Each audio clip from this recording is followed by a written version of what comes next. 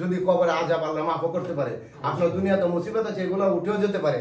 তো আমরা সহি নিয়তে যেন আসি, আপনারা যেন সহি নিয়তে সজীবের পাশে দাঁড়ান, সজীবের জীবনটা আপনারা একটু সুন্দরভাবে গড়ার চেষ্টা করে দেন, যেন সে সঠিকভাবে ভালোভাবে একজন সুস্থ মানুষ হিসেবে চলতে পারে।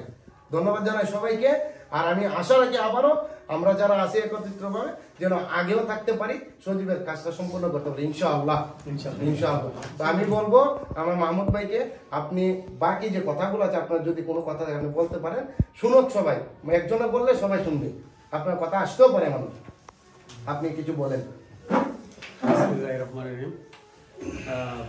আমার এই ওয়াহিদ মানব সেবা ফাউন্ডেশনের সকল সদস্য, সভাপতি সাহেব এবং আমাদের অতিথি এবং যারা আমাদের লাইভটি দেখতেছেন সবার প্রতি সালাম, আসসালামু আলাইকুম।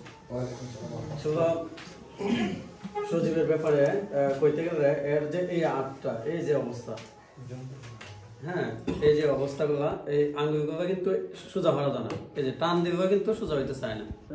এই যে এখানে 2টা অপারেশন করা হয়েছে, দেখা গেছে সাকসেস হয়েছে না। যদিও জানি না এটা কি ডাক্তারের গাফিলতি নাকি ওর বাগ। তো আমরা 3 নম্বর যে এই অপারেশনটা ব্যাপারে আজকে আমরা এই মিটিং, আমাদের এই ওয়াহিদ মানব সেবা ফাউন্ডেশনের একজন সদস্য, আসলে ওদের যা আছেন সম্পত্তি যা আছেন এর তো হয়ে গেছে প্রায়, দেখা গেছে মোটামুটি বাড়িটা বাদে আর কিছুই নেই। একজন মানুষ কিন্তু সহযোগিতার হাত বাড়া যখন তার কিছু থাকে না তখনই। আর আসলে সহযোগিতার হাত আমাদের তো অনেকেরই অনেকভাবে আমরা টাকা পয়সা নষ্ট করি। আমি চাইতেছি যে সবাই আমরা ওই এর হাতের অপারেশনের ব্যাপারে সহযোগিতার হাত বাড়াই। আর আসলে ফাউন্ডেশন, আমাদের যে ওয়াহিদ মানব সেবা ফাউন্ডেশন, আমরা প্রতি মাসে আমরা একটা হাদিয়া দিই।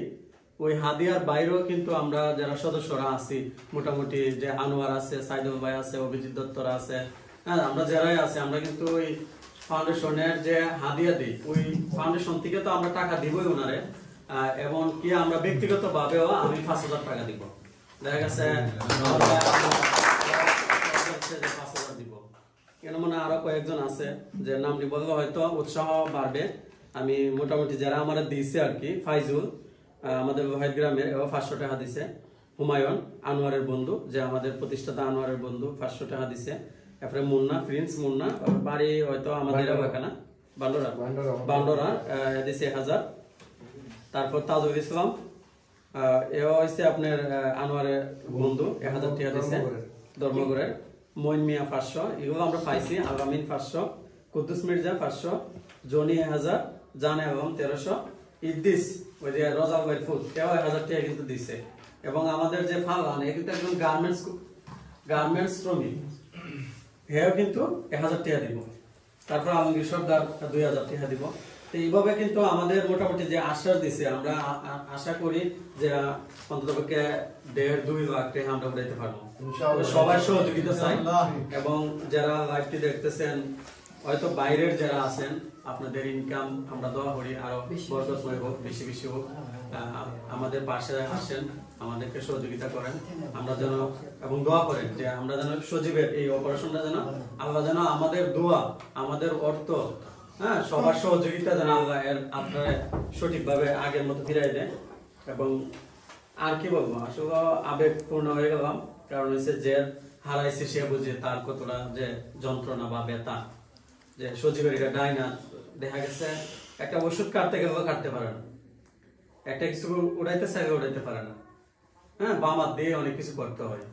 তা আমি সবাইরে আহ্বান করব, সবাইরে অনুরোধ করব যে সজীবের পাশে যেন সবাই আসে, সবাই দাঁড়া। হয়তো দিতে আসেন বেশি, কম হইলে যেন দেয়। হ্যাঁ, সবার সহযোগিতা কামনা করতেছি। এই বলে আমি আমার বক্তব্য শেষ করতেছি। আসসালামু আলাইকুম।